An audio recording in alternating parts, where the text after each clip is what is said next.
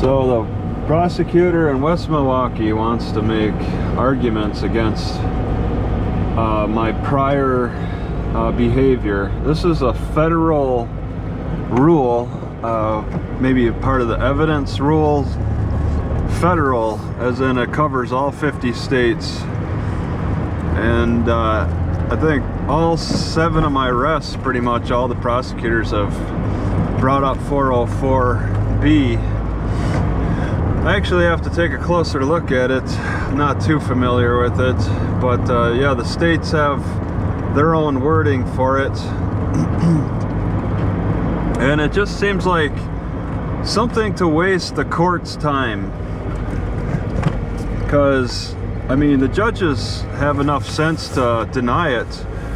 It seems like the federal system that should have it labeled under only felony cases and not misdemeanors. It seems a little excessive that they put it, they want to try to use it.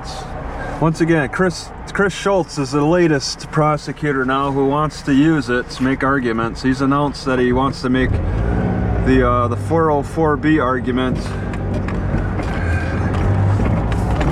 on a misdemeanor. Now I have to see what he says, because he wants to write a motion about it, and I'm just a little nervous about that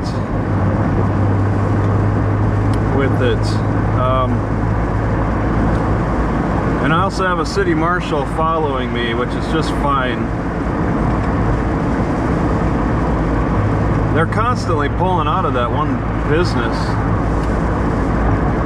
But yeah, the 404 is about the prior bad acts, or just I don't know, general stuff. I've heard it used, and one of the most detailed arguments that I heard about it was in Paducah, Kentucky, where I sat through like a 40-minute hearing.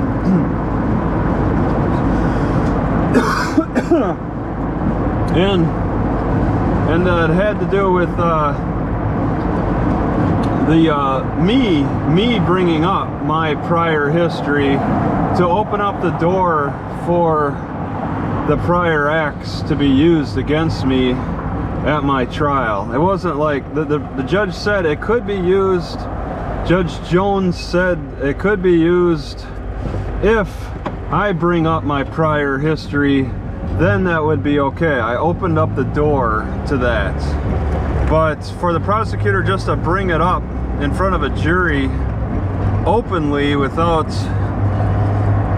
any good reason, then it's prejudice. I argue against it, saying that it's prejudice, and the judge agrees to that.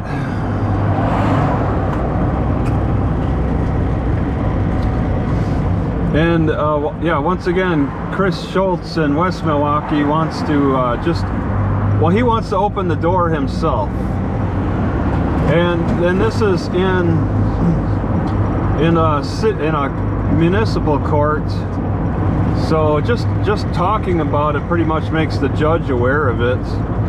I mean, making the motion, I mean, it's maybe not something that could be considered at trial, but the judge will be aware of it, bringing it up as part of an argument. And if I had known what he was talking about, I would have objected immediately. I could have objected right on the spot, and we could have had arguments. Instead, the best I could do is just ask what he said again, and he said something about, I don't know, bad faith or something about prior. He didn't say 404B, but even to mention a 404B would not have triggered my memory very well anyway. Even though it's been used multiple times against me in multiple cities, multiple jurisdictions. It's been about 7 in all now, roughly. They've all been denied. If Judge San Filippo, the municipal judge in West Milwaukee, agrees to allow it, she would be the first. So that would be interesting to watch. I want to wait on that motion. I don't even want to make any motions myself until I see. I want to hold back on my motions until I see his motion. And I don't want to rush him either. And he may not even write it. Who knows? He may not even go follow through with it. But it seems like, you know, if I could be accused, and the judges have never really accused me of wasting their time, but if I could be accused potentially of wasting the judge's time, that 404B motion for my misdemeanor would definitely be something that wastes the court's time, in my opinion. I mean, the whole charge wastes the court's time. and they're a little reluctant to blame me for wasting their time, when a lot of times their charge wastes the court's time, their charge against me. So it's not a competition to call out who wastes whose time exactly, because of how the whole arrest begins. Oh, looks like they got stuff going on at court today. The marshal is there.